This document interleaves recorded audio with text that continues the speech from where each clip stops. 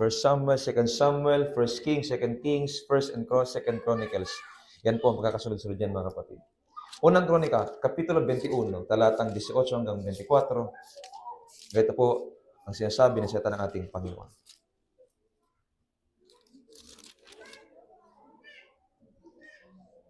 Si God ay inutusan ng anghel ni Yahweh upang sabihin kay David na magpunta sa gikan ni Ornan na Jebuseo at magtayo roon ng altar para kay Yahweh. Sumunod naman si David sa ipinapasabi ni Yahweh kay God. Gumigiik noon si Ornan kasama ang 4 niyang anak na lalaki. Na makita nila ang anghel, nagtago ang mga anak niya. Nakita ni Ornan na dumarating si David, kaya't sinalubong niya ito, nagpatira pa siya bilang pagbibigay galang. 22. Sinabi ni David, bibilhin ko ang lupang ito para pagtayuan ko ng altar ni Yahweh upang matigil na ang salot ng namiminsala sa bayan. Sa inyo na lang po ito, sabi ni Ornan, at huwag na ninyong bayaran. Kayo na po ang bahala kung anong gusto ninyong gawin.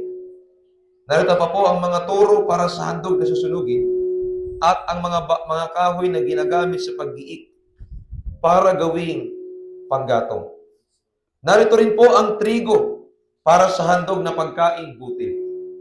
Lahat pong ito ay sa inyo na. Lahat po magsabi, libre. Sabi ni Ornan, Sir, libre na po. Verse 24. Ngunit sinabi ni David kay Ornan, hindi, ibibigay ko sa iyo ang eksenang eksaktong bayad. Hindi ako maghahandog kay Yahweh ng bagay na hindi akin at ng anumang walang halaga. 25. Kaya't binili ni David kay Ornan ang lugar na iyon sa halagang 600 at pirasong ginto. Lahat po magsabi, mga kapatid, hindi ako magbibigay. Parang konti lang. Ayaw ng iba.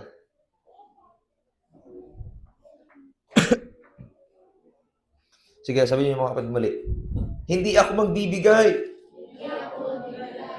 Nang hindi akin. At walang halaga. Sa Diyos. Mula natin sabihin, mga kapatid, hindi ako magbibigay. Nang hindi akin. At walang halaga. Sa Diyos. Hallelujah. Pwede ba sabihin sa katabi mo, kailangan ng Diyos ng first class?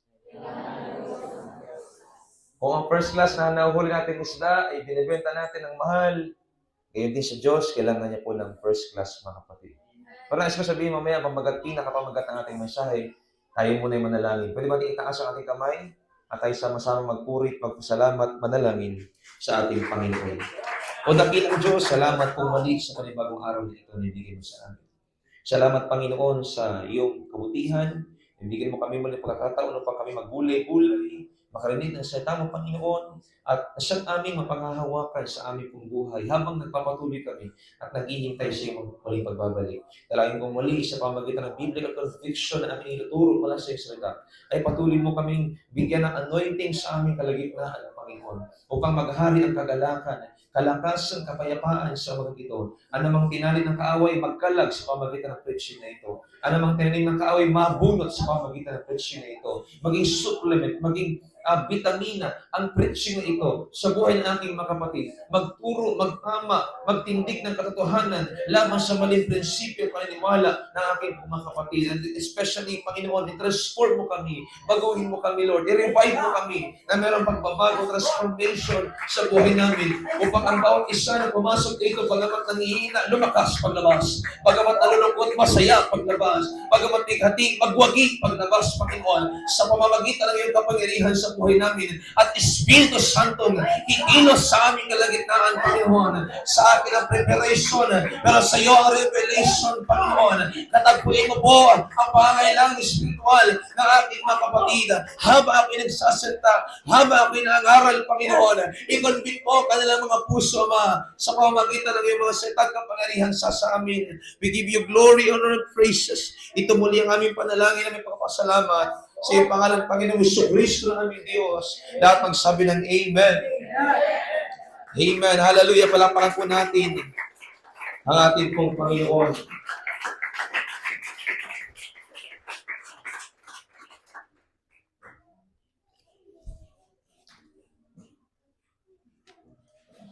Sabihin po natin sa ating katabi ang pamagat ng ating mensahe. Ang pamagat nito mapad ay a blessing disguised as sacrifice. So, ibig sabihin ng Tagalog, pagpapala pagkatapos ng handog. Biyaya pagkatapos ng handog.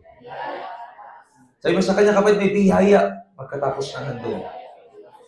May biyaya after ng sacrifice. Sige, convince mo siya, kapatid, may pagpapala pagkatapos ng handog. May pagpapala pagkatapos mong maglingkod. May pagpapala pagkatapos mong mag-alay. May pagpapala pagkatapos mong magpagal.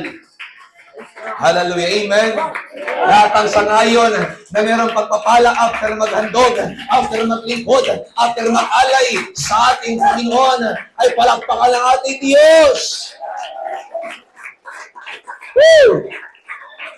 Ikaw man napagod, ikaw man nalupaypay, ikaw man natakot o puno ng alinlangan, ito ang sinasabi ng salita ng Diyos, may pagpapala! Pagkatapos ng handog, there's a blessing disguised as sacrifice. May pagpapala po pagkatapos ng pagkaalay, pagkatapos ng paghahandog. Hallelujah! Thank you, Jesus. Thank you, Jesus. Oh, karabo ko tayo. Hallelujah! Nakaupo po kayong lahat, mga kapatid. Hallelujah. Thank you, Jesus. Thank you, kalabakan tayo. Hallelujah, hallelujah.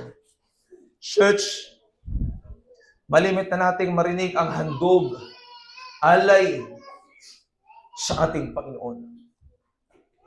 Baguhan man tayo o datihan, alam kong pamilyar po tayo sa siyang nasabing handog, pag-aalay sa ating Panginoon.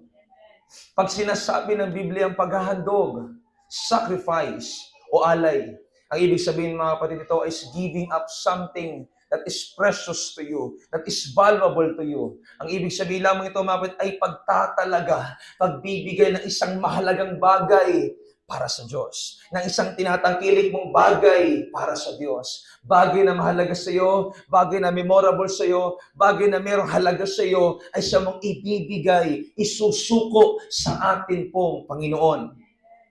Ano namang pinahalagahan natin, mga kapatid, na pwede nating isuko sa Diyos na siyang mahalaga, ang tawag po dyan ay pag-aalay o paghahandog. Tapos na po tayo sa pagsasanay, mga kapatid, sa lumang tipan, na kung saan kung ang bayan ng Diyos, kapag naghahandog sila ay literal na hayop, literal na ani, galing sa kanilang pinagpaguran, galing sa kanilang tanim, na nanggaling sa atin pong Panginoon. But in New Testament, mga kapatid, meron tayong handog na nais ng Panginoon na ating ibigay sa kanya, mga kapatid. 12:1 ng Roma, ipinamamani ko sa inyo, mga kapatid, alang-alang sa masaganang habag ng Diyos, inyong ihandog, inyong iharap ang inyong sarili na isang haing buhay, banal, at kaaya-aya sa Diyos na siya ninyong katampatang pagsambahan. Naniniwala po tayo na lahat ng sakripisyo ay meron pong benepisyo. Ilan sa atin ay naglaan, mga kapatid, ng panahon, oras sa paglilingkod sa Diyos. Lahat sa atin may mga iniwan para lamang sa Diyos. Meron tayong kinalimutan para lamang sa Diyos. Meron tayong mga sinantabi para lamang sa ating Panginoon, mga kapatid. Dahil ang nire-require sa atin ng Panginoon, hindi tayo pwedeng sumunod sa Kanya kung wala tayong iiwan. Therefore, ang sabi ng Panginoon, mga kapatid, lahat ng ibig sumunod sa akin, tanggihan ang kanyang sarili, pasalin ang krus araw-araw at sumunod sa akin. Hindi nangangahulugan ang buhay ng isang Kristiyano ay comfortable palagi. Hindi nangangahulugan ang buhay ng isang Kristiyano ay laging masaya palagi. Meron kang iiwan, meron kang bibitawan, meron kang isusuko, meron kang ibibigay sa Panginoon as your sacrifice. Ilan sa mga ginamit sa iglesia dito mga kapatid sa church na ito, bago gamitin ng Diyos, meron silang iniwan, meron silang inalimutan, meron silang tinanggal.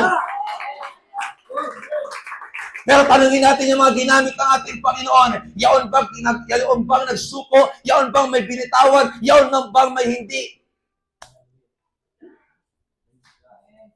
Hindi na ginawa, hindi na sinabi, hindi na inisip. Ay, nagkulang ba?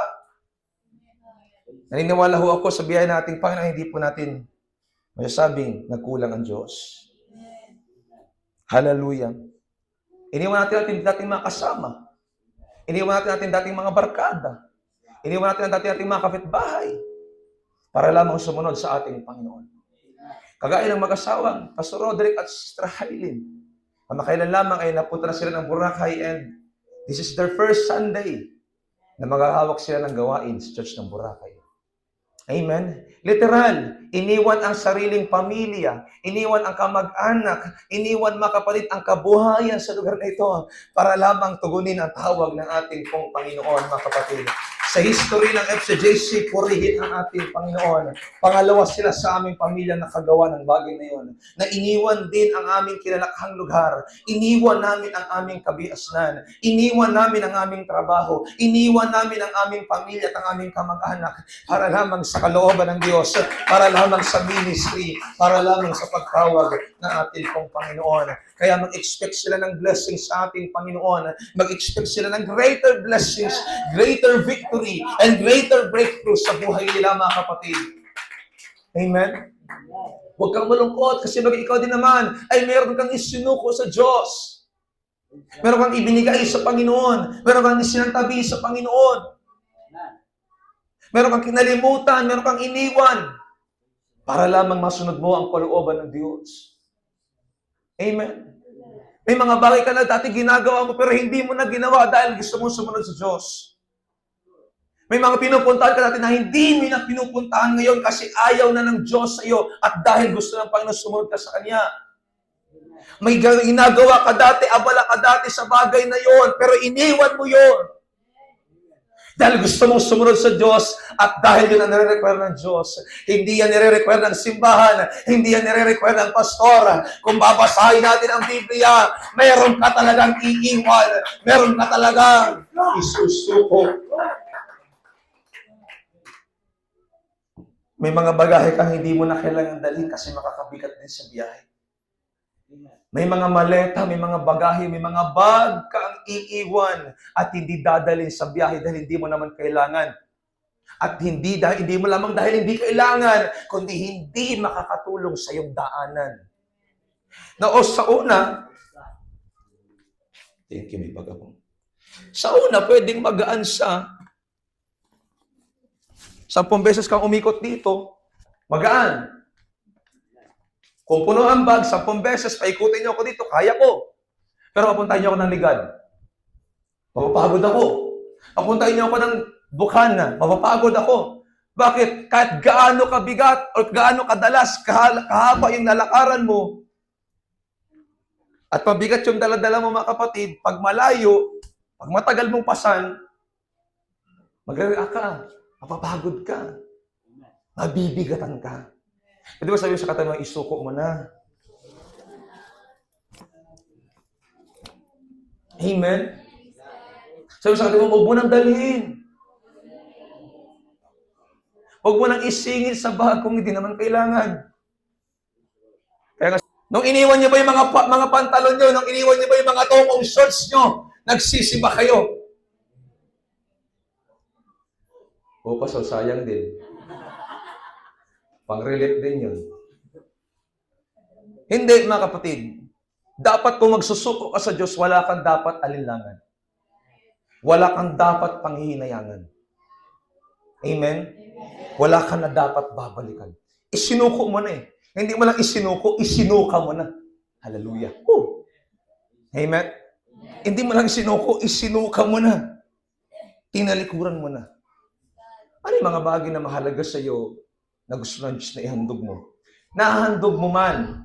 Pero kung hindi mo pa nahandog, nararinig mo na gustong ihandog sa iyo, ipahandog sa iyo ng Diyos, ano yung mga bagay na yan? Pangarap ba yun? Sariling plano ba yan? Bagay na mahalaga sa'yo, pangyayaring mahalaga sa'yo, na ayaw mong iwan. Lalaki ba yan? Babae ba yan? O kalahati ba yan? Financer ba?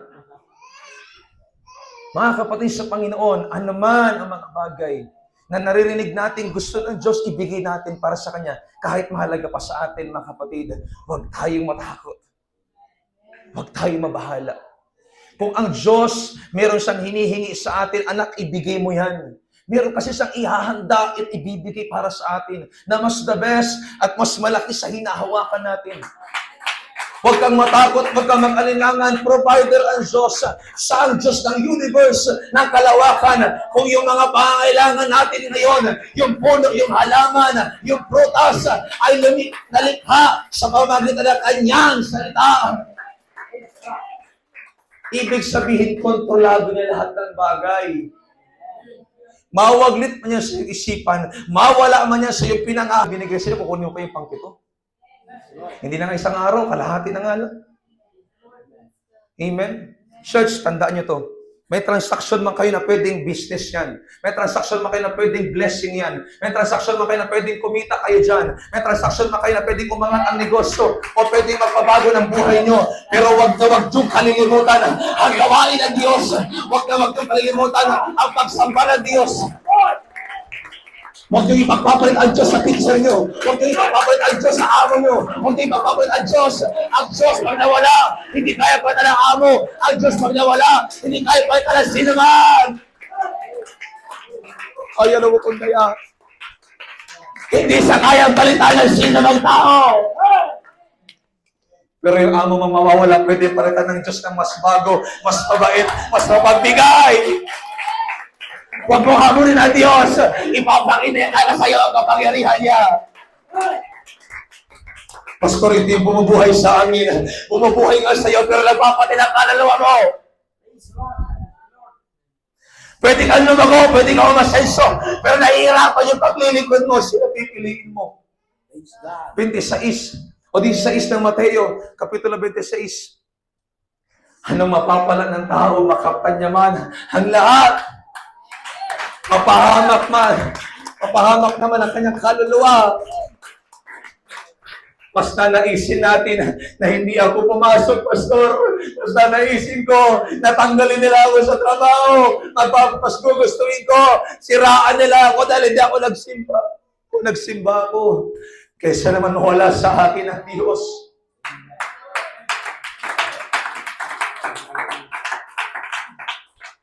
Hindi ko sinasabi ito, mga kapatid, dahil regular na ako sa trabaho.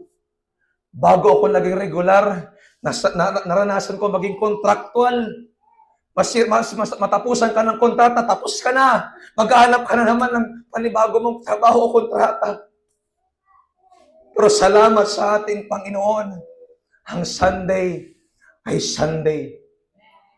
Hindi ko yan kinalimutan sa biyaya ng Diyos. Hindi lamang naitanim sa akin ng magulang ko, nakita ko ang katotohanan. Seek first His kingdom.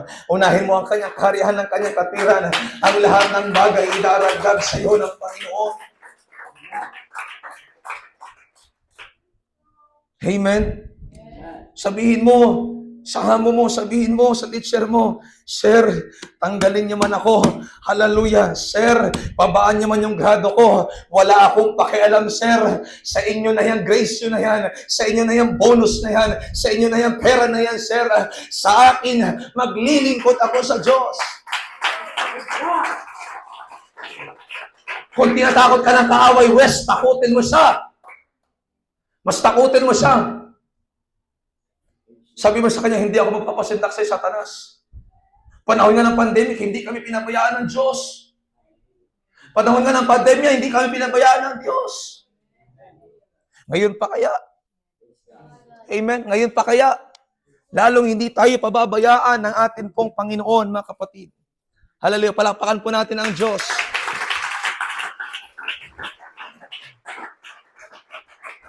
Po tayo talaga tayo, no? Muli, palakpakan natin ang Panginoon, mga kapatid. Hallelujah. Ayaw kong palakarin ng kaaway, mga kapatid. Kung nakalimutan niyang malapad yung wire, makapaglakad pa rin ako. Amen? Amen? Hallelujah. Wala rason. Praise God. Hallelujah. Come on, palapatin mo lang yung Panginoon natin. Hallelujah.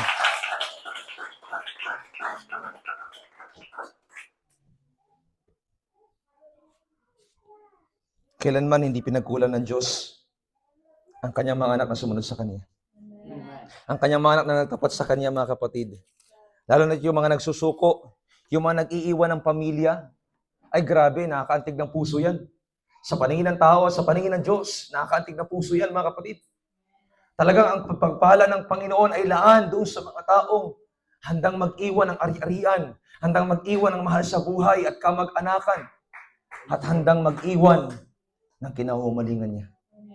Amen? Hallelujah. Pastor, tinuturuan ba tayo ng Diyos na maging kawawa? Hindi. Hindi niya tayo tinuturuan na maging kawawa. Mas tinuturuan niya tayo ng buhay na pinagpala. Kasi kung panghahawakan mo yan, hindi ka pagpapalain ng Diyos dyan. Hindi ka kalulugdan ng Panginoon dyan. Kaya much better, mga kapatid, sundin po natin kung ano yung nararapat na nais ng ating Panginoon sa ating buhay. Amen? Kapag ka pa naman lagi mong hawak-hawak yung bagay na yan, na nais ng Panginoon ibigay mo sa Kanya, pag hindi mo binigay, pabigat ng pabigat ang buhay. Mararamdaman niyan, mararanasan niyan, mga kapatid. Kaya pag dumating kayo sa punto ng ganyang bagay, mga kapatid, nawa maalala niyo ito, ibigay mo sa Diyos yung dapat mong ibigay. Isuko mo yung dapat mong isuko. Ilapit mo yung dapat mong ilapit. Idulog mo yung dapat mong idulog sa Kanya. Si Abel at Cain ay naghandog. Amen. Alam natin ang katuraan ng Biblia patungkol kay Cain at kay Abel. Hindi tinanggap ng Diyos yung hain ni Cain sapagkat sabi nga ng medyo kalokohang sabi, dahil ang Diyos daw ay hindi naman vegetarian.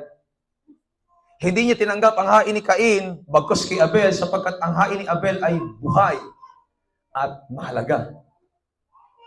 Handog na susunugin na merong dugo.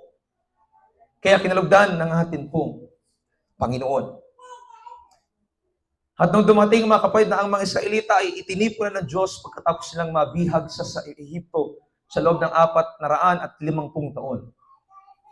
Ang kanyang bayan ay naglabas ang Diyos ng kautusan na ang kanyang bayan ay dapat maghandog sa kanya ng handog na susunugin. At tinataasan niya ang mga paring saserdote para mangalaga sa mga handog na ito, mga kapatid.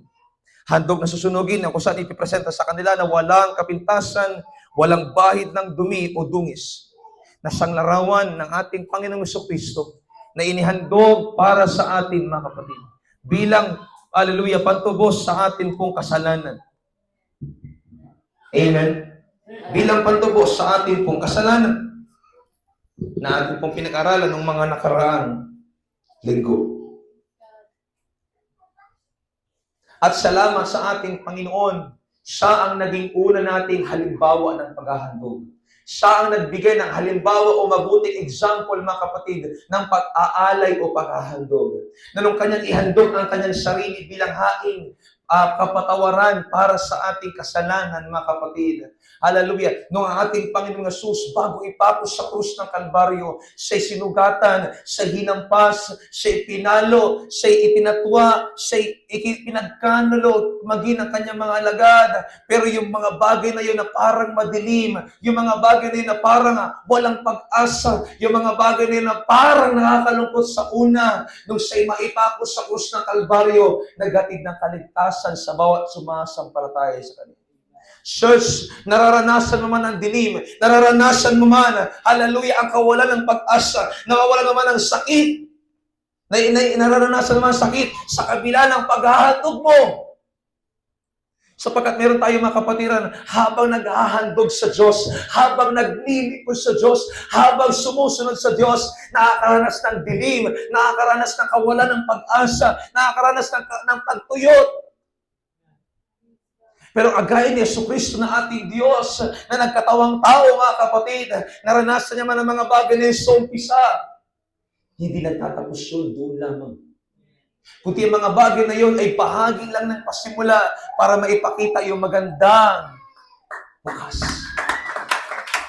yung dilim, yung kawalan ng pag-asa, yung paghahandog, yung sakripisyo na ating ginagawa. Binibigay mo natin yung puso, binibigay mo natin yung lakas natin sa Diyos, binibigay mo natin yung mahalagang handog, mahalagang paglilikod sa ating Panginoon. Yet nagdudusa tayo, yet naghihirap tayo, yet inaapos tayo. Hindi tayo pinapahirapan ng Panginoon. Hindi tayo pinapahirapan ng Diyos. Darating at darating yung liwanag. Darating at darating yung pag-asa. Darating at darating yung tagumpay. Darating at darating, come on. I want to declare it. Darating at darating ang liwanag. Darating at darating ang pag-asa. Darating at darating ang katagumpayan. O ikaw ay tagumpay. O ikaw ay tagumpay. O hallelujah. Hallelujah.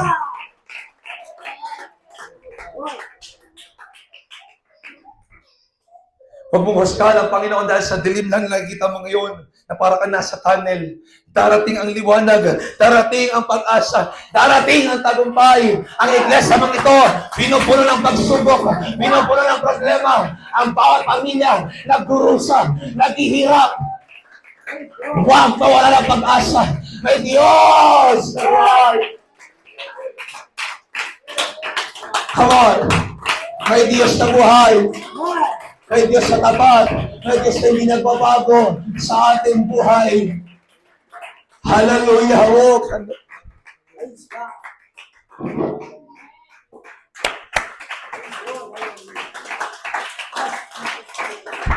Hallelujah!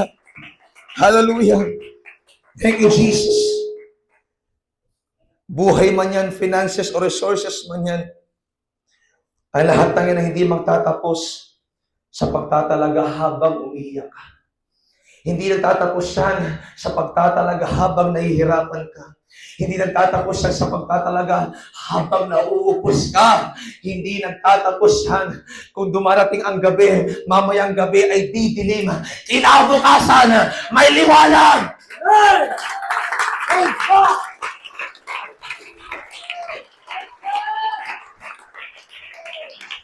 Kung walang supply ng kuryente ang Aksona, isang araw nagsusupply. Praise God. Amen? Huwag kang bahala. Ikaw na nag-ahandog sa Diyos. Ikaw na sumusunod sa Diyos. Ikaw na nagtatapas sa Diyos. Hindi Kanya pagkukulangin. Hindi Kanya pababayaan. Hindi Kanya iiwan. Hindi Kanya kakalimutan. Hallelujah. Lagi mo tatandaan, kapatid, 1:6 ng Filipos, yung sinimulan ni Jesus, tatapusin niyang lubos. Yung inumpisa niya sa church na ito, tatapusin niya hanggang sa pagbabalik niya. Yung ginawa ng Diyos sa church na ito, tatapusin ng Diyos pagkatapos ng panahon. Sa kanyang pagbabalik, hallelujah, tatapusin ng Diyos yung kanyang ipinangako sa atin. Kailangan lang natin magtiis. Kailangan lang natin dalhin yung handog. Kailangan natin dalhin yung sacrifice, yung sakripisyo, yung alay. Habang tayo nasasaktan, habang tayo ay nahihirapan, habang tayo nabibigatan. Pero habang pasan-pasan mo yan, ang sabi ng Panginoon, lumapit kayo sa akin, kayong lahat na nabibigat ang lubha sa inyong pasanin. Bibigyan ko kayo ng kapahingahan. Mag-aral kayo sa akin, sapagkat ako'y mabuti at magpakabugang loob. At magaan ang pasanin, ipinapapasan ko sa inyo. Kakayanin mo yan, yung mga pasanin na yan. Kakayanin natin lahat ng mga pasanin na yan. Kasi magaan yan para sa ating Panginoon. At hindi niya tayo iiwan. Hindi niya tayo pababayaan. Amen. Kaya mo. Kakayanin mo. Kakayanin mo. Huwag ka tumingin sa sarili mo. Tumingin ka sa Diyos sa pinaglilingkuran mo. Patay ka na sa sarili mo. Wala ka nang kapangyarihan sa sarili mo. May kapangyarihan ka kay Kristo Jesus. Nung ikaw ay nabautismo sa tubig, naiwan ang dating pagkatao. Ikaw ay naging bago. Pero yung bagong yan ay may bagong pag-asa. May bagong nilalang. May bagong pagkatao. May bagong pag-ugali. At may bagong tagumpay. Hindi ka lang nagkaroon ng bagong buhay. Hindi ka lang nagkaroon ng bagong pangalan. Hindi ka lang nagkaroon ng bagong nilalang. Nagkaroon ka ng bagong Diyos. Hallelujah. Nagkaroon ka ng bagong pag-asa. Dati Diyos natin sa limutan. Pero yung Diyos natin ngayon ay Diyos na walang hanggan. Diyos na nakapangyarihan. Hallelujah. Praise Jesus. Amen, church. Hallelujah.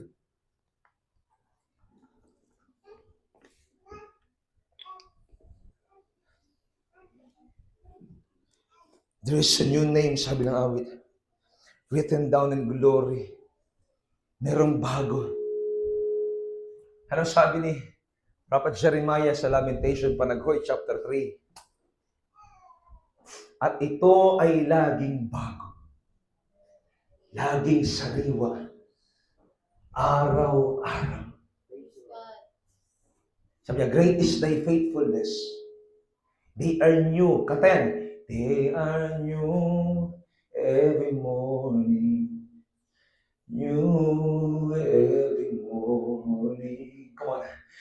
Great is thy faithfulness, O Lord. Sa Tagalog, at ito, laging bago sa bawat tunga. Ang katapatan mo, pakalaw ka na makalayan. Mo, O Diyos, dakila.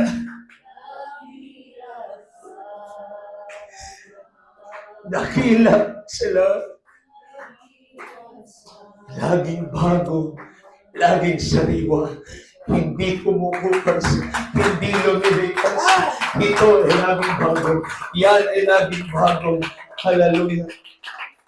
Alam mo kung bakit hindi mo naranasan minsan yung bagong katapatan ng Diyos, yung bagong salita ng Diyos, yung bagong mensahe ng Diyos, kasi hindi ka gumagawa ng bago.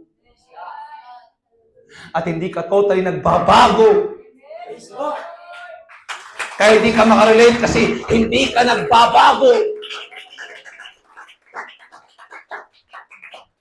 Kung gusto mo matanggap yung pagiging bagong nilang, yung kanyang bagong pangalan, yung bagong tagumpay, yung bagong pag-asa, kailangan mo magbago ng isipan. Kailangan mo bagong isipan, bagong puso, bagong gawin, bagong ugali, bagong direksyon, bagong lakad, bagong tuloy, bago! Bago may magbago, dapat may magbago! Come on! Kung gusto mo tanggap yung bago, dapat may magbago sa'yo, sa pamilya mo, sa'yo, sa pamilya mo. You want something new? Joy, you want something new? May dapat new pattern. Gusto nyo ng bago? Gusto nyo ng bago, Jay? Dapat mo na may magbago.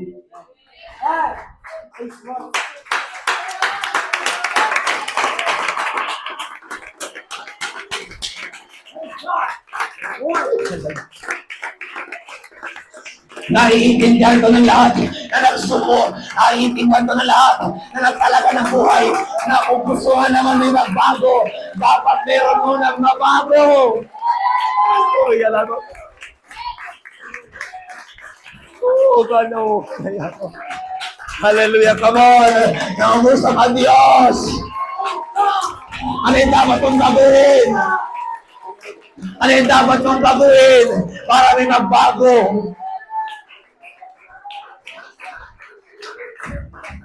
Thank you, Jesus. Thank you, Jesus. Hallelujah.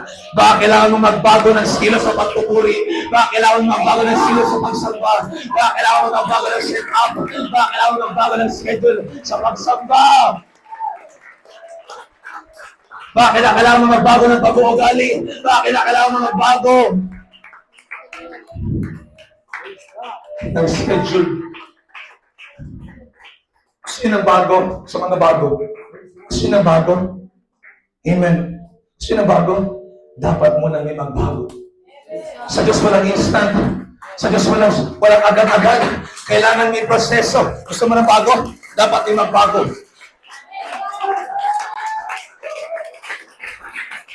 Kung inaasam natin ang pagbabago at ang bago. Sabi ng Panginoon, huwag kayo makialam sa takbo ng sanlibutan.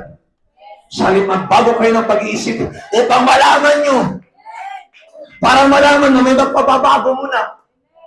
Para may magbago sa gawi, may magbago sa daloy, kung bakit baka naghihirap pa ngayon, kung bakit puro ng pagsubok, puro problema, baka hinihingi ng Diyos na anak, kailangan mo munang baguhin. Baka may kailangan baguhin sa pag-disiplina sa mga anak. Baka may kailangan baguhin sa pag-uusap ng mag-asawa. Come on, church.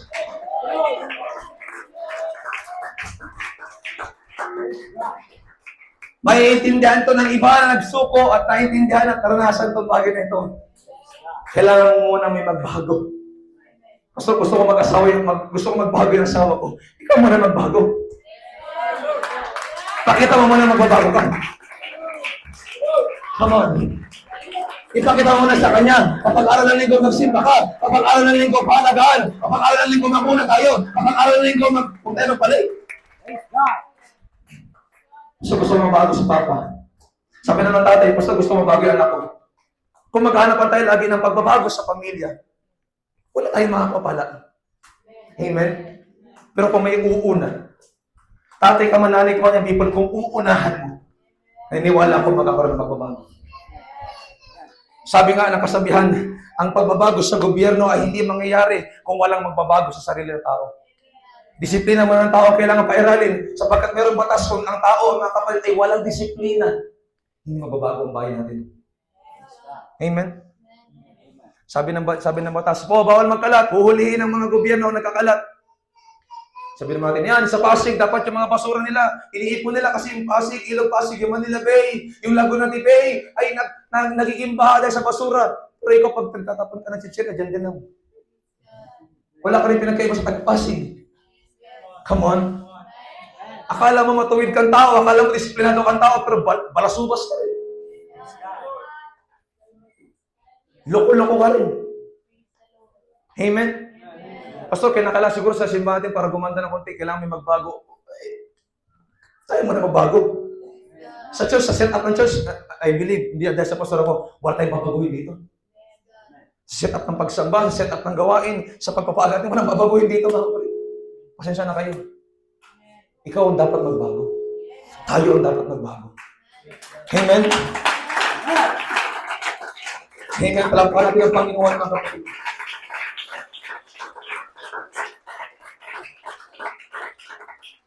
Si Jesus Christ na ating Panginoon, mga kapatid. Nung siya'y mamatay sa krus ng Kalbaryo, hindi na natili yung dilim. Hindi na natili, mga kapatid, yung kawalan ng pag-asa. Oo, tinutuyo siya ng mga tao. Akala namin ito yung anak ng Diyos. Akala namin ito yung propeta, pumarito, na sinasabi niya, siya at ang Ama iisa. Tingnan natin kanya iligtas sa kanya sarili. Hinahamak siya ng tao, inuusig siya ng tao, mga kapatid. Bagay na nararanasan din natin. Ginawa natin maghandog. Hallelujah. Ginawa natin mag-alay. Ginawa natin sumunod sa Panginoon. Kinukasyon tayo ng tao. Kinukasyon ka ng pamilya mo. Kinukasyon ka ng ibang tao. Kinukasyon ka ng kapitbahay mo. Walang pabor sa iyo. Pero hindi ka mag-isa. Si Jesus Christ mismo naranasan yan. Pero hindi nagtapos lahat ng doon. Sige lang, magtitiis lang ako dito. Magtitiis, magsasaga lang ako dito. Magsasakripisyo lang ako dito. After ng sakripisyo, may benepisyo.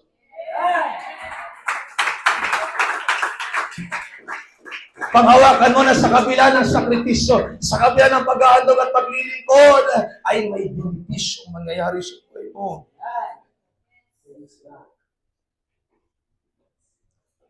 Isipin niyo mabuti. Marahil unang araw ng pagkakalibing ni Kristo Jesus. Sa libingan, nakabantay pa yung mga Roman soldiers. Isipin natin mabuti. Yung mga Pharisees, Sadducees, scribes that time, maari sila ay nag-celebrate. Magpawa kayo doon ng inumin. Magpawa kayo kay Chalinda. Cheers. Tagumpay tayo. Maybe unang gabi at unang araw. Pangalawang gabi, ganun din. Hallelujah. Hallelujah. Jesus. Pari pangalawang gabi siya, sabi nila, asa na yung son of man? Asan yung Son of God na ipinako sa krus natin na sinasabi niya, nagpagaling ng mga bulag, nagpalakad ng mga pilay, nagpalayas ng mga demonyo. Asan siya? On the third day, after 3 days, hallelujah, after 3 days, after 3 days, after 3 days, yung mga naunsa nawala, yung pastor nawala, yung pag-uusik nawala, napalitan ng libuhanan. Yung dilim na bumabalot, yung takot na bumabalot sa mga believers ni Jesus Christ, napalitan ng pag-asa, napalitan ng mabuting balita. Anong sabi ng Panginoon sa Kristo sa kanyang salita? Nung pumunta si Maria at ang mga alagad, ano sabi ng anghel? Bakit nyo hinahanap ang buhay sa gitna ng mga patay?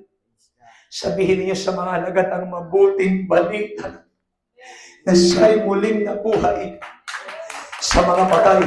Sabi pa ng anghel, alalahanin niyo ang mga kasulatan patungkol sa kanya na sinasabi niya sa inyo sa Galilea. Husgahan ka man ng tao, una, pangalawang araw. Huwag kang matakot, may pangatlong araw. Sumablay ka man, una, pangalawang beses. Hey! May pangatlong beses. May chances ka pa. May pag-asa ka pa sa ating Panginoon. Amen? Laging may pag-asa. Laging may tagumpay. Antayin mo lang yung sikat ng araw. Kinabukasan, ito'y iyong makakatanaw. Diliman na bumabalas sa kinagabihan, kinaumagahan, may sisikat na araw sa iyong harapan. Amen? Pangawaka na ang pinapangako ng Diyos. Pwedeng masama ka, pwedeng sinisisi ka nila, pwedeng naguguluhan ka habang naghahandog ka, pwedeng naman nagkakaproblema ka, may anak na isusugod sa ospital, may anak na nagkakasakit, habang naghahandog ka, habang naglilingkod ka, habang sumusunod ka, nagkandamala-malas, sabi mo, nagkandaririmaray-malaso yung buhay mo, habang naghahandog ka, habang naglilingkod ka, habang sumusunod ka, pero huwag kang matakot, huwag kang kabahan, tutulungan ka ng Diyos, patuloy ka lang maghandog, patuloy ka lang mag-alay, patuloy ka lang sumamba, patuloy ka lamang sumuko sa ating Panginoon. Pagpapalain ka ng Diyos, pagpapalain ka ng Diyos, pagpapalain ka ng Diyos. Come on! Pagpapalain ka ng Diyos. Huwag mo husgahan ang una, pangalawang araw. May pangatlong araw na darating sa buhay mo. Dahil ang Diyos natin ay Diyos na tapat at mabuti. Ang paghahandog, mukha man itong mabigat, mukha man itong negative, pero hindi ito negative at pabigat na bagay. Napasaling talaga. Ito kailangan lang natin maisagawa, maiharap sa ating Panginoon, mga kapatid, upang makita natin ang katagumpay ang ibibigay ng Diyos. Ang paghahandog o pagtatalag at pagsuko, paglilingkod sa ating Panginoon ay hindi isang negatibong bagay. Ito ay blessing. Kagaya nga ni Kristo Jesus na naghandog ng kanyang katawan sa krus ng Kalbaryo, ano naging hatid sa atin? Kaligtasan sa pamagitan ng ating pagsampalataya sa Kanya. Amen? So sa kasakripisyo, may benepisyo. Amen? Sa nagpapagal, may ibubunga. Sa nagtitiis, may kaligtasan. Amen? Tiis ka lang. Tiis lang tayo, mga kapatid. Ang buhay, baga masabi nga nila, parang gulong, minsan nasa taas, minsan na isa baba. Pero pag si Kristo ang driver ng buhay mo, may vulcanizing shop na inilaan sa iyo. I-repair niya yan, tutulungan ka niya, i-restore niya. Kung kailangan ng bagong interior, bibilan niya ng bagong interior. Kung kailangan niya ng gulong, bibilan ng bagong gulong para makabiyahe ka uli. At sa pagbiyahe mo, hindi ka na magkaroon ng aberya. Dati, kapag ka napaplatan yung gulong, nasisiraan ng interior, dati, dinedispatch siya na. Pero salamat sa Diyos, may vulcanizing shop na ngayon. Yung butas, pwede pang tapalan. Yung sira, pwede pang ayusin. Amen? So, ganun din ang Diyos. Naglaan siya ng ng isang center. Naglaan siya ng isang shop para sa iyo. And this is the church. Ito yung iglesia. Pagod ka? Sige, magpaya ka dito. Nagkasala ka? Pumunta ka pa rin dito. Nagkulang ka? Sasapakan ka ni Kristo. May kainaan ka? Palalakasin ka ni Kristo. This is your shop. This is your center. Huwag kang lumayo sa isang lugar na binigay sa iyo ng Diyos. Huwag kang pupunta sa isang lugar na hindi mo kailangan at hindi ka doon pinapapunta ng Diyos. Dito ka pumunta sa isang lugar na tinawag ka ng Diyos. Saan ka pupunta pag nagkasala ka sa bungan? Saan ka pupunta pag nanghina ka na tukso ka bilang kabataan? Sa eskwelahan? Ang eskwelahan bukas lamang. Hallelujah. Bukas lamang mula Lunes hanggang Biyernes. Pero pag linggo, sa simbahan ka. Come on. Sa simbahan tayo. Dito yung lugar na pagkagamutan sa atin ng Diyos. Dito yung lugar na pagpapalakas ng Diyos. Nandito yung dextrose, nandito yung injection, nandito yung gamot. At nandito yung doktor, hindi ako, siya. Ako ano lang, nurse lang ako. Katuwang at katulong ng doktor. Sabi ng pag-iagot mo yung flies, malawag yung tornilyo. Sige Lord, thank you boss. Tignan natin yung pera. Medyo maluwag ng konti. Hallelujah! Sabi ng Panginoon, ipangaral mo itong bagay na ito. Lord, medyo mahirap to Baka walang magsimba dito. Ipangaral mo, sige Lord, ipapangaral ko para umayos ang takbo. Kapatid, mga kapatid, nurse na ako dito ha. Hindi ako doktor. Ha? Yes, ang nurse may kaalaman sa sakit. Pero ang gagamot pa rin ay tama. Doktor pa rin. Amen. Kaya huwag kayo magalit pagka sinabi ng doktor natin, kailangan yan, lagyan ng Band-Aid, kailangan lagyan yan ng Betadine. Medyo lagyan mo ng konting, di naman ng konti para gumaling yung sugat. Amen. Sabi sa kanya, huwag ka na magreklamo. Ginagamot ka na ni. Come on. Ginagamot ka na ni. May nakita ba kayo sa mga nagagamot sa mga disgrasya or anything? Sa mga nagagamot, may nakita ba kayong pag nagpahid ng parang bading? Tanongin niyo yung mga nurse. Naiinis din ako minsan sa mga nurse Kasakit-sakit na nga ng sugat, diingan pa talaga na parang walang pagmamalasakit. Pero pwede ka ba sasabihin, wala ka mang kwenta, hindi mo matainaran yan? Hindi. Kinagamot na nga ako. Sino mag-aasikaso niyan? Sabihin niya, ay, bahala ka dyan, kaya ikaw maglagay niyan. Wala tayong mapapala. Bakit mo ikakagalit yung bagay na ikakagamot mo?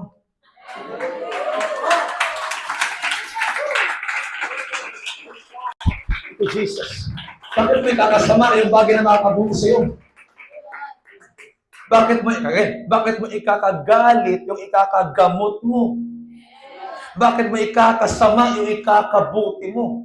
Oo, mapait yung gamot. Oo, parang malansa. Parang hindi ka komportable. Pero pag ininom mo, may ginahawa. May lakas. Gagaling yung sakit. Gagaling yung sugat. Glory to Jesus. Hallelujah. Hallelujah. Amen. Sabi mo sa katabi mo, bakit ka nagagalit? Ginagamot ka na nga ni. Amen. Siya dito nagsang-ayon. Nagagalit siya, pero nag-disgrasya at nagkasakit din siya dahil sa kalokohan niya.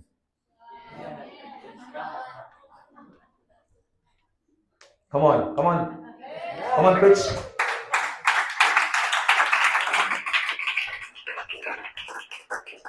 Hindi dito kailan. Perfect ang church ito. Malapit ang kulit ng panahon. Sa ibang bansa.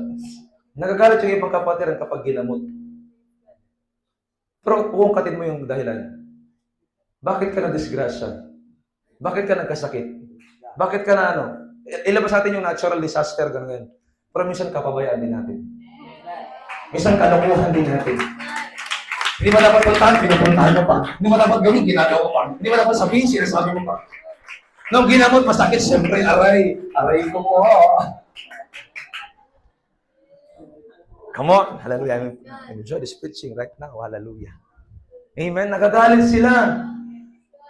Pero di ba may mga nanay kinukurot nyo. Hindi na kayo natututo. Hindi na natututo. Kabilis magpatakbo, nadisgrasya tuloy. Di ba? Nagkakasugat minsan kasi. Masyadong pasaway at matigas ang ulo. Sabi uminom ng gamot, hindi umiinom ng gamot. Sabi wag muna magpainit, nagpapainit. Sabi magluto ng gulay, bililhan ng pambili ng gulay, pambili ng karne, ang binibili dilata. Kaya ang katawan walang gana. Ang mga grades tuloy bagsak pa. Wordplay. Amen.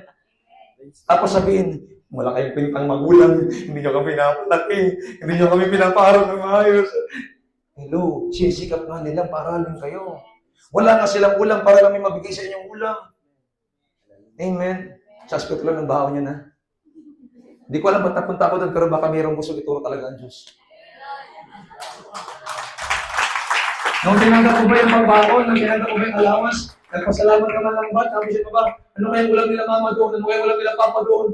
Ako may 200 sila, kaya baka wala silang 2 pesos. Naisip mo ba muna yung kalagayan nila bago, at higit sa lahat yung kalagayan at kalagayan ng trabaho bago naging pera yun? Baka inutang nila sa 5, 6, 7, 8 yun. Baka inutang na nila sa arawan yun na 1,000, 5,1,5 na pagbalik.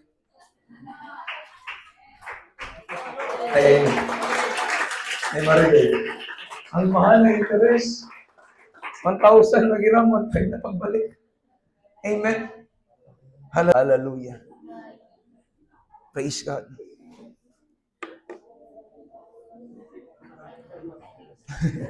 Hallelujah. Malapit tayo magtapos mga kapatid. So, tatlo to lahat. Pangalawa pa lang tayo. Ang pangalawa nangangalahati pa lang. At ang panghuli ay halos isang buo. Hallelujah. Ginagamot ka nga ni. Huwag kang maingay. Nasa operasyon tayo ngayon.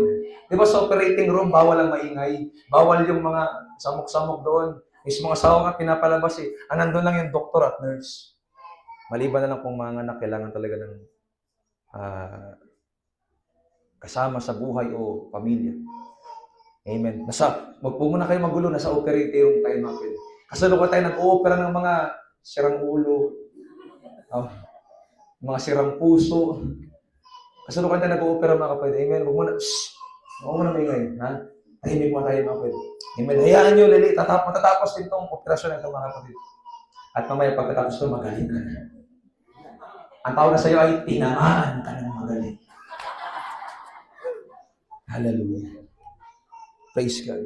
Si Abraham, nung siya ay maghandog sa Diyos, Genesis chapter 12, nangako ang Diyos, Abraham pala pa niya, Abraham, mga anak kayo ni Sarah, magagaling sa iyong lahi. Come on, preach, yeah! Hallelujah. Praise God. Para na-excite ako bigla sa magiging anak ko na ganyan ng aura. Nandito ako na nangaral. Hallelujah. Amen. So si Isaac, sa Genesis chapter 12, mga kapatid, ay nangako sa kanya ang Panginoon. Kailan natupad ang pangako? Genesis chapter 22. Pero doon sa bagay na yun, mga kapatid, ay 20 years old na si Isaac doon. Ang ibig ko sabihin, mga kapatid, Genesis chapter 22, nangusap muli ang Diyos sa kanya. Isaac, ihandog mo yung kaisa-isang anak, si Isaac nga. Si Abraham, ihandog mo yung kaisa-isang anak, na si Isaac. Biruin niyo mga kapit, ayon sa pag-aaral, 25 years nang inintay yung kanyang anak. 20 years old pala yung anak niya, pinapahandog na. At alam niya, naturo ko natin ilang beses sa church, at yung pag-ahandog ng panahon yun, mga kapit, ay talagang papatayin. At ang hinahandog yung tao, hayop. Pero gusto na siya subukin ng ating pong Panginoon. Doon sila sa bundok ng Moriah, mga kapatid.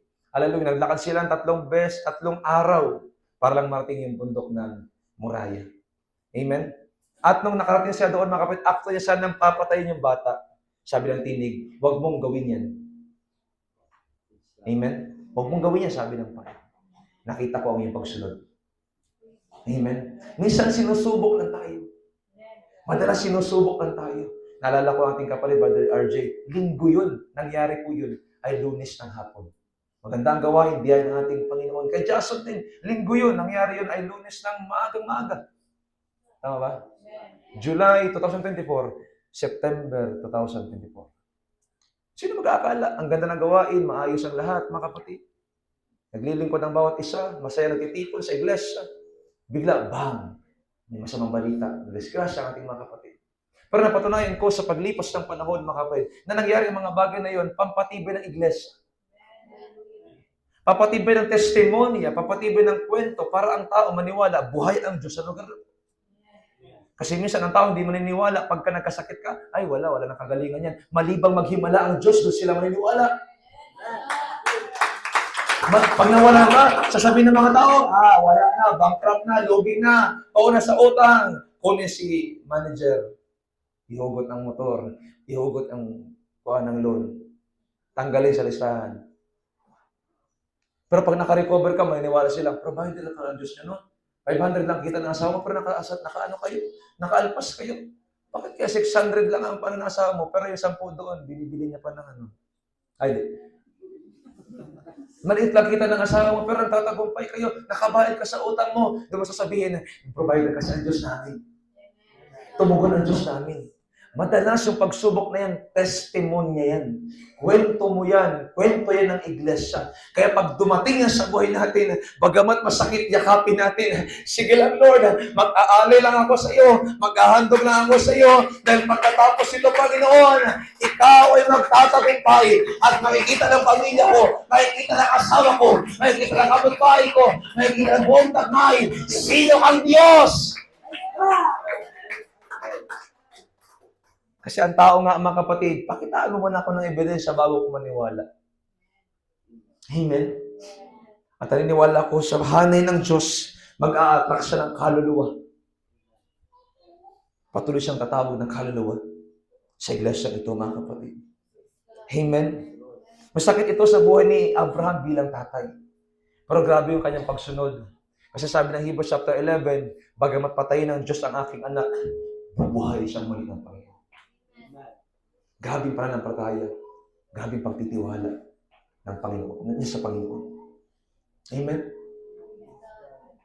Madalas sinusubok lang tayo. Kasi paglilingkod natin sa mga pagsubok natin, pinagdadaanan, nandun na yung invitasyon ng Diyos na anak, patuloy kayo maghandog. Anak, patuloy kayo maglingkod. Anak, patuloy kayo sumunod. Dalahin ko sa Panginoon, masupungan tayo ng Diyos na nakataas pa rin ang ating mga kamay. Lord, nandito ako. Kailangan mo na magagamit, nandito pa rin ako. Itataas ang aking mga kamay sa Diyos na mahabagi sa akin na punan. O ang alay ko ay pusong basa, nagpapakumbaba sa iyong presensya. Nawa, dalangin natin sa Panginoon, lagi natin maalala ang awit na yan. Tataas ang aking kamay sa Diyos na mahabaging tunay, o ang alay ko bagamat pusong basag, gamitin mo, Panginoon, para sa iyong gawain. Gamitin mo para sa iyong kalooban. At kapag nangyari yun, mga kapatid, nung maging panahon ng ating Panginoon Jesus sa Matthew chapter 26, nasa din siya ng Gethsemane, hallelujah, siya nananalangin na mamagitan bilang nasa laman at bilang Diyos. Nang sabi niya, kung maaari lamang, hindi ko danasin ang saro ng pagdurusang ito, o hindi ang kalooban ko ang mangyari, kundi kalooban mo, Panginoon. Minsan natatalo man ang katawan natin at ang ating espiritu. Hallelujah, maglilingkod ba ako sa Panginoon? Ibibigay ko ba ang aking buhay? Ibibigay ko ba ang aking resources? Bakit nagiging ganito yung buhay ko? Bakit nagiging ganito yung problema? Walang mali, nasa proseso ka lang. Nasa proseso ka lang. Kailangan mo natiisin yung proseso para makating ka sa finish line. Kasi kung walang proseso, walang testimonya o magandang kwento, walang thrill ang buhay. Walang totoong kagalakan, walang totoong tagumpay. Kailangan mo lang pagdaanan yan. Kailangan mo lang pagtiisan. Amen. Sabi mo sa katabi mo, magtiis. Magtitiis. Hallelujah. Patuloy natin pagganahin ang ating pananampalataya sa ating Diyos. Patuloy natin pagganahin ang ating pagtitiwala sa ating Diyos. Sa gitna ng mga pagsubok at problema, ihandog mo lang yan. Yung sakripisyo yan, may binipisyo yan. Isipin niyo ito mabuti.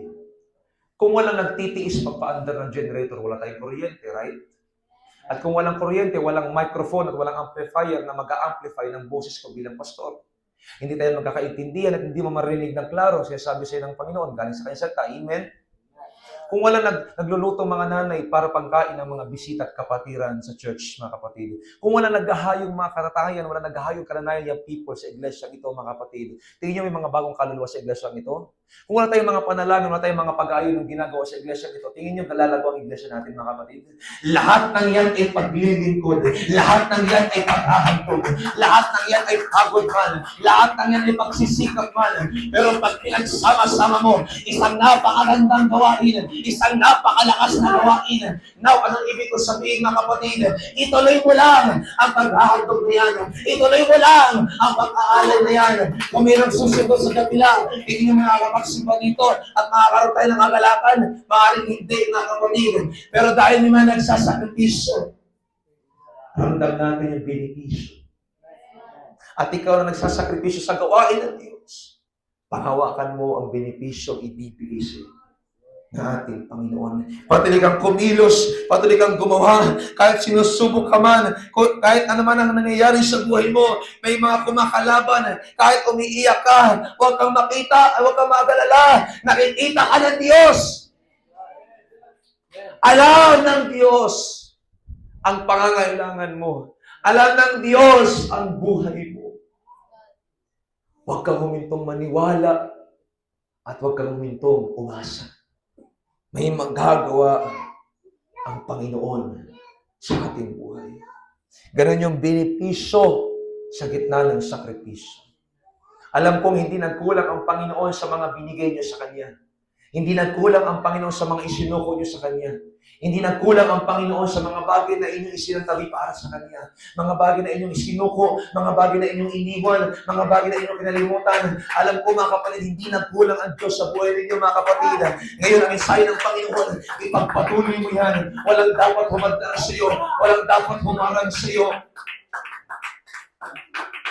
Bagkus ikaw ay magpatuloy para sa ating Panginoon at para sa iyong kaligtasan. May blessing sa gitna ng pag-ahandog. May pagpapala sa gitna ng pag-aalay. Sa gitna ng pagsunod. Kung hindi sumunod ang Panginoon, ayon sa kanyang batas at panukala, wala tayong kaligtasan. At ang lahat ng kasala, ang bungay kamatayan. Ngunit ang kaloob ng Diyos ay walang bayad ng buhay na walang hanggan sa pamamagitan ng ating Panginoong Jesucristo. Sa mga nagsasakripisyo, sa mga nag-aalay, naghahandog, nahihirapan man, isa lang ang nais ko pong ibigay sa inyong encouragement bilang inyong pastor. Magpatuloy ka. Magpatuloy ka. Amen. Magpatuloy ka. Magpatuloy ka. Magpatuloy muna. Magpatuloy tayo na. Ano man ang dumating, ano man ang nangyari. Magpatuloy tayo sa ating Panginoon at patuloy nating mararanasan, mga kapatid. Hallelujah, ang katapatan ng Diyos sa atin pong buhay. Ibigay mo ang lahat, ibigay mo yung lakas, ibigay mo yung puso mo sa paglilingkod sa Panginoon. Huwag ka nang magtira, huwag ka nang mag-alinlangan, huwag ka nang matakot. Ito na yung panahon na kung saan ibigay mo na ang buong mong buhay sa ating Panginoon dahil malapit na ang kanyang pagbabalik. Saan mapupunta ang mga pinagpapagalan mo, pinagkakabalahan mo, pinagkakabisihan mo hindi maganda? Saan mapupunta ang mga bagay na kinahumalingan mo na alam mo hindi karapat-dapat sa ating pong Panginoon? Once na siya'y bumalik, mga kapatid, magiging walang kwenta ang lahat ng mga bagay na yan, magiging maging walang saysay ang mga bagay na yan. Pero yung bagay na sinakripisyo mo, yung bagay na itinaglingkod mo, yung bagay na isintabi mo sa ating Panginoon, magpupunga, hindi lamang sa panahon ito, kundi hanggang sa kanyang pagbabalik. Amen! Sa iglesyang ito, na tinuturuan tayo ng Diyos sa pamagitan ng kanyang salita at pangaral, wala tayong ititira. Ibibigay na natin lahat sa Panginoon. Huling lakas, huling hininga at huling buhay, sa Kanya na yan. Amen? Sa Diyos na yan. Sa ating Panginoon na yan. Ngayon na magtiisan ng wakas, yaon ang maliligtas. Amen? Umisipin yung katabi mo. Kanya-kanya tayo ng paggawa, pagtupad ng ating pong kaligtasan. Ang inyong pastor ay patuloy na gagawa para sa ating pong iglesia. Pero kayo rin naman ay maghandog ng inyong sarili.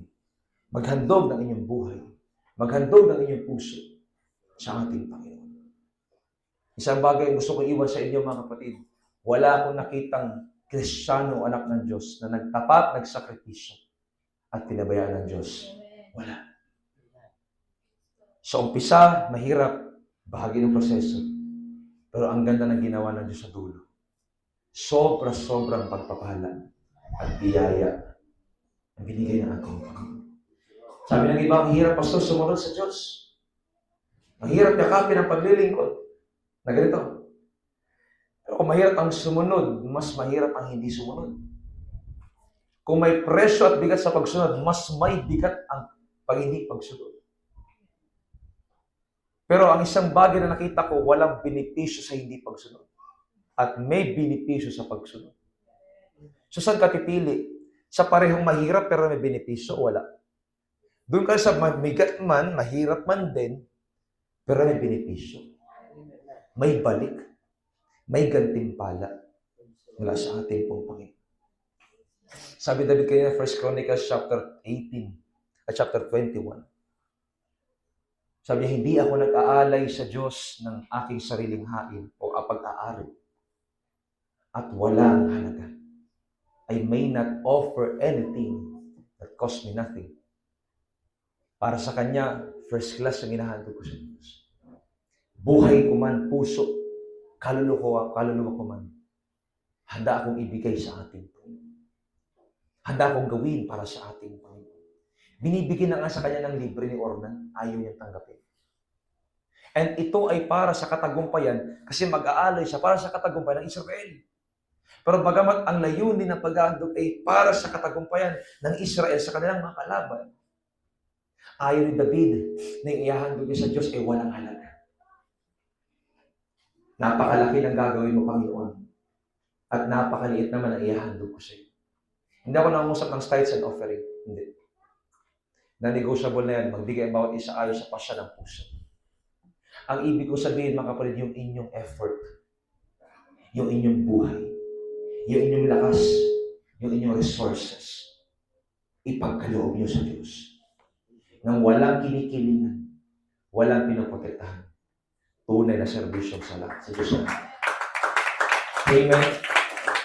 Sa huli, mananaig tayo. Kung ikakagalak natin ang paglilingkod at pag-aalay sa Diyos.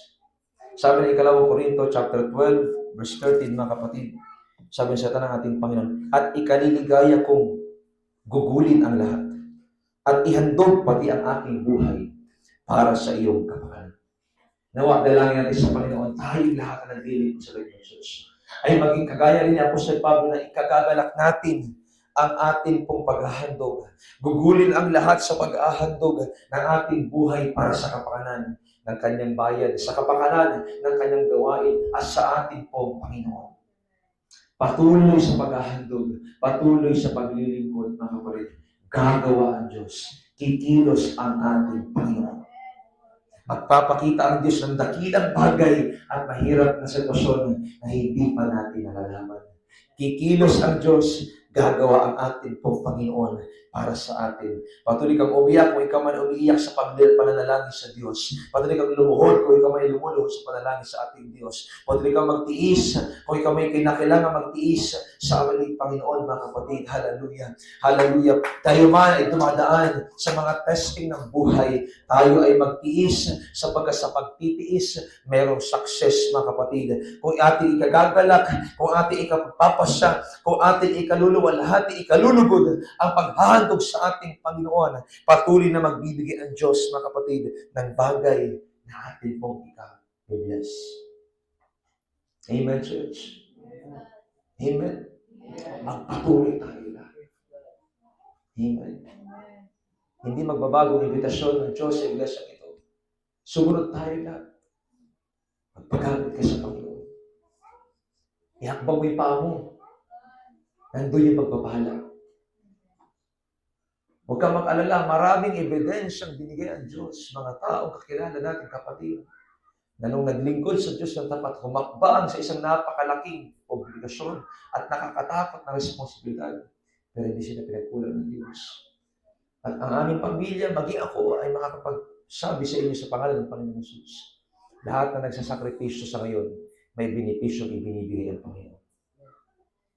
Patuloy ka sa paglilingkod sa ating Panginoon. Ihandog mo yung dapat ihandog. Ibigay mo yung dapat mong ibigay. Ipagkaloob mo yung dapat mong ipagkaloob. Ipaghamit mo yung dapat mong ipaghamit. Nang maluwag sa iyong puso bilang paghahandog mo sa ating Panginoon. Questionin ka man ng ibang tao, bakit yan ang ibinibigay nyo? Bakit sobra-sobra naman yung binibigay sa church? Bakit ganyan yung paglilingkod nyo sa Panginoon? Bakit ganyan yung paglilingkod nyo sa pastor nyo? Wala kayong dapat sasabihin. Ang Panginoon ang pinaglilingkuran ko, hindi ang tao. Ang Panginoon ang pinaglilingkuran ko, hindi ang pastor ko. Ang Panginoon ang pinaglilingkuran ko, sinusunod ko, hindi ang pastor ko, hindi ang Ultra family, hindi ang sinong tao sa iglesia. Ang Diyos!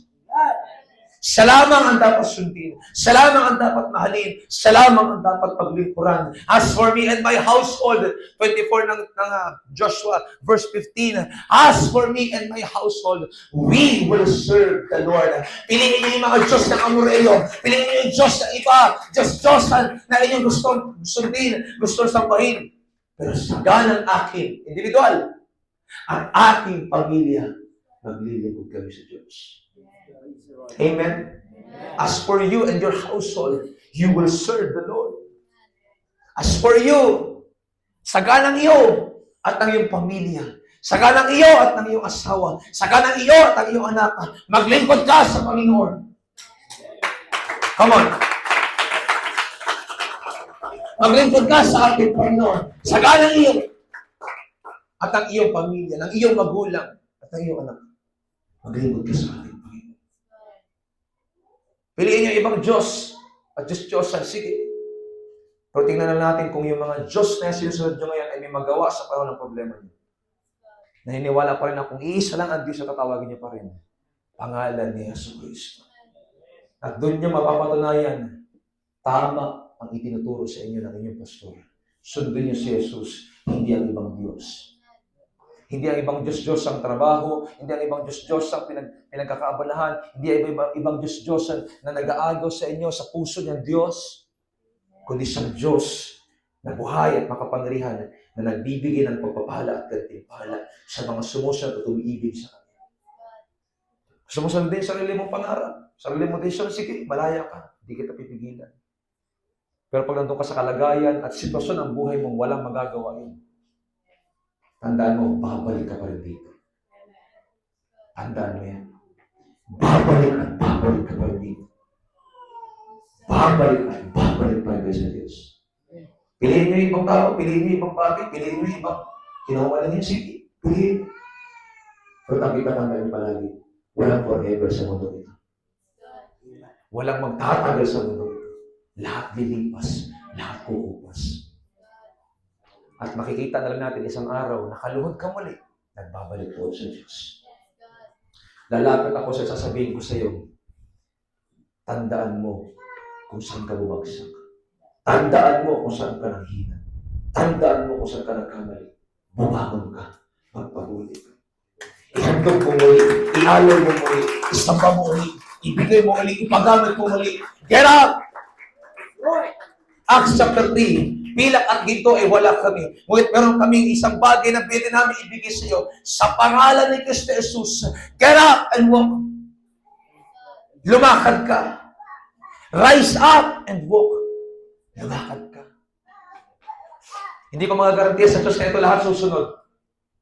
Hindi ko magagarantiya sa iglesia ito lahat ay mapapasakop.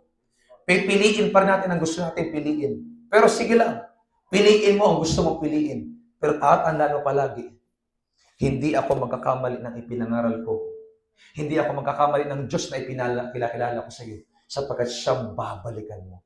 Tingnan niyo yung buhay ng mga taong tumalikod at umayaw sa paglilingkod sa Panginoon. Tingnan niyo yung mga taong sumuko sa standard ng paglilingkod sa ating Panginoon. Nasaan yung kanilang buhay? Napabuti ba sila? For a while, saglit. Pero pabagsak yan. Hindi yan paangat. Pabagsak yan. Piliin mong maghandog. Piliin mong maglingkod, sumamba sa Diyos. Kahit mahirap, kahit masakit. Amen. 8:18 ng Romans. Nagpapatunayan po lubos na ang ating pinagdadaanan sa panahon ito ay hindi may tutumbas sa kalulatiang mahayag sa atin o dating ng panahon. Nawa sabihin ng bawat pamilya nandito, nanay man o tatay ka man, gusto ko sabihin sa ito, saganang iyo at iyong masambahayan, maglingkod kayo sa Panginoon. Kahit hindi maglingkod ang ibang kapatiran dito, kahit hindi magsimbang ibang kapatiran dito, ikaw na nakakaunawa ng salita ng Diyos at ikaw na dapat magandong sa Diyos, maglingkod ka, mapatuloy ka. Kahit hindi man maglingkod yung mga kapatid nyo, kahit hindi man maglingkod yung pamilya nyo, yung kamag-anak nyo, maglingkod ka, sumamba ka sa ating Panginoon. Sapagkat si Kristo ang nagligtas sa iyo at siyang magbibigay sa iyo ng putong ng buhay na walang hanggan. Wala kang utang na loob sa ultra family, wala kang utang na loob sa pastor mo, may utang na loob ka sa Diyos. Sa Kanya ka maglilingkod, sa Kanya ka mahiya.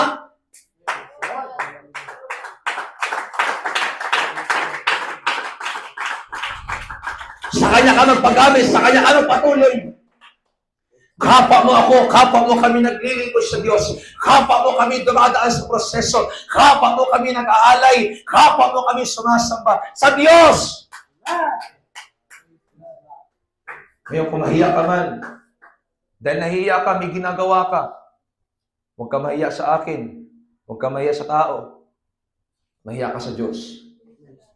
Sa Kanya ka naglilingkod, hindi sa akin. Sa Kanya ka naglilingkod, hindi sa iglesia. Sa Kanya ka nangako, hindi sa akin. Amen? Amen? Amen? Hallelujah! Amen? Praise the Lord! Buhay pa ba? Hallelujah! Sa Diyos, ayaw maglilingkod. Amen? Sa Diyos, ayaw maghahandog. Amen? Kahit mahirap, kahit masakit, nababalot mga kapatid ng pagsubok yung pagpapala sa loob. Tiisin mo lang. Pagpatuloy ka lang. Darating yung liwanag. Psalms chapter 30 verse 5, weeping may endure for a night, but joy comes in the morning.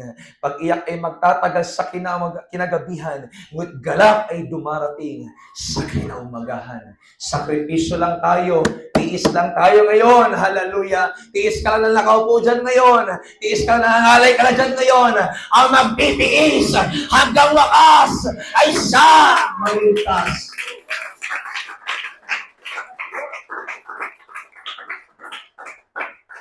Nagtitiis ka nga sa pila ng purpose kahit mainit. Kahit wala kang kain. Dito pa kayo na nakaupo ka lang. Ako ang nakatayo, palakad-lakad pa, nakakapagod to lalo. Pero ako nagre-reklamo sa inyo.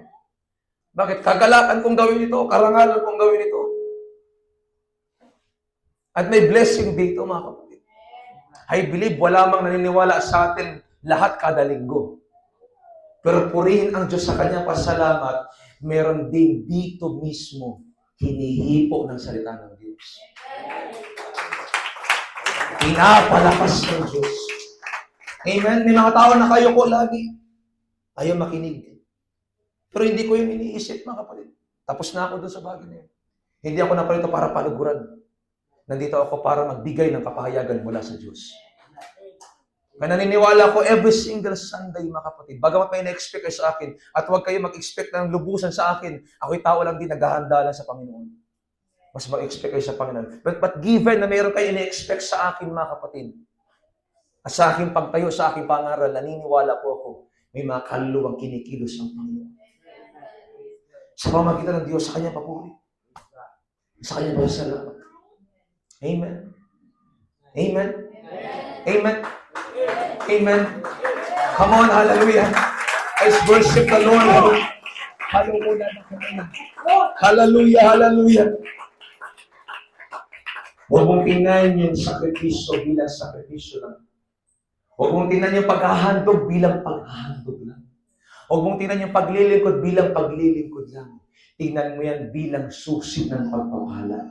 Kasi pag tingnan mo yan bilang sakripisyo lang, pwede kang panghinaan. 1 week, 1 month, or 1 year, pwedeng magsawa ka, pwedeng magbago ka sa paglilingkod sa ating pong Panginoon. Pero tingnan mo yan bilang susi, way ng blessing, way ng pagpapala ng Diyos.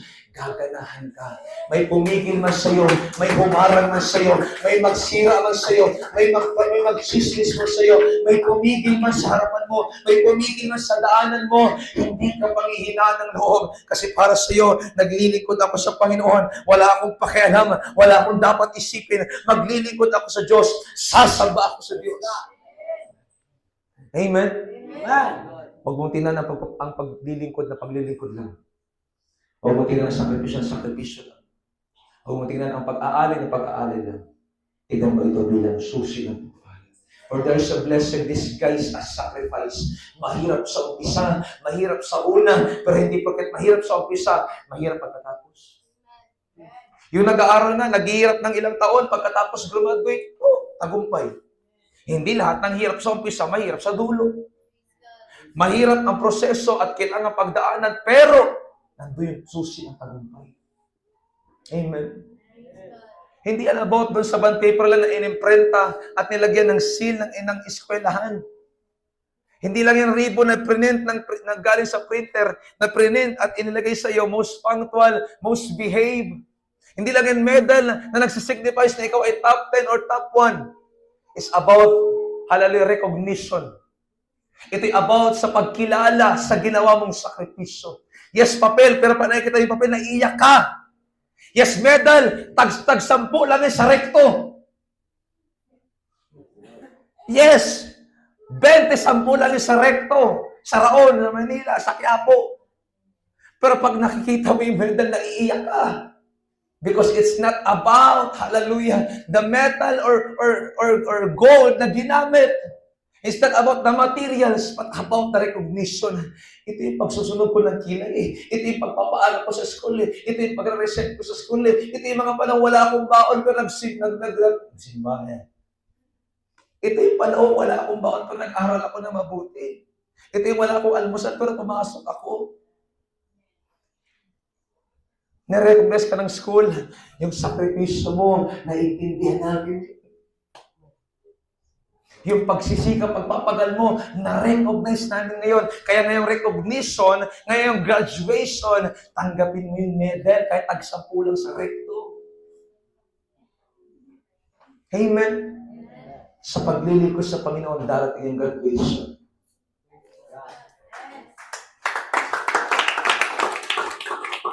Darating yung graduation. Amen? Darating yung graduation. Sasabihin ng Panginoon, anak, welcome. Nagtiyaga ka, nagtiis ka. Tanggapin mo yung gantimpala. Ang kasagot. Ano ba yung sa graduation?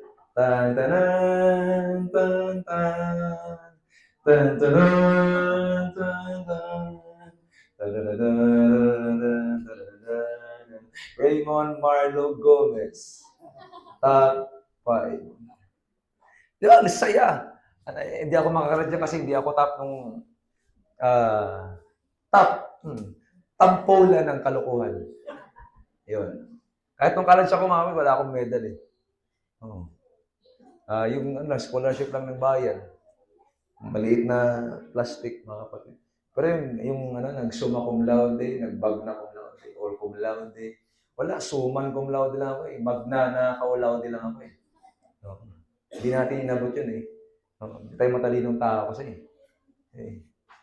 Nag-aaral kasi minsan, kulukuhan din kasi nasa isip ng anak ng pastor. Pero ganun pa man mga kapatid, ang sarap dumating doon sa taas ng stage, tatanggapin mo yung diploma mo. Ang sarap magkami ng gano'n. Tapos baba ka. Yung may diploma mo, mali pa yung spelling ng pangalan. Aray ko po. Pero ang sarap sa pakiramdam. Lalo katabi mo yung magulang mo sa baccalaureate, sa mga nag-college dito. Sa baccalaureate, katabi mo yung magulang mo. Grabe yakapan, grabe iyakan ng time na yun. Oo. Kasi doon na maaaral na ng nanay. Ala, nakagraduate na yung anak ko. Makakagraduate na rin ako ng utang. Maalala ng nanay mo, ng tatay mo, na ng mga panahon nangungutang siya. Na ng mga panahon, munti ka niya ng isanla para lang makapag-aral ka ng maayos. Sa pakiramdam mga kapatid. Lahat din sa Panginoon, mas masarap ang pakiramdam. Welcome tayo ng Diyos sa kanyang kaharian. Anak, huwag ka nang umiyak. Nandito ka na sa aking piling. Nandito ka na sa aking kaharian. Pumasok ka sa aking kagalakan. Amen? Amen. Hallelujah. Umusad tayo. Magsakripisyo tayo. Maglingkod tayo sa ating Panginoon, mga kapatid. Hallelujah. Darating ang pagpapala sa gitna ng ating paghahandog. Lahat tayo tumayo, mga kapatid.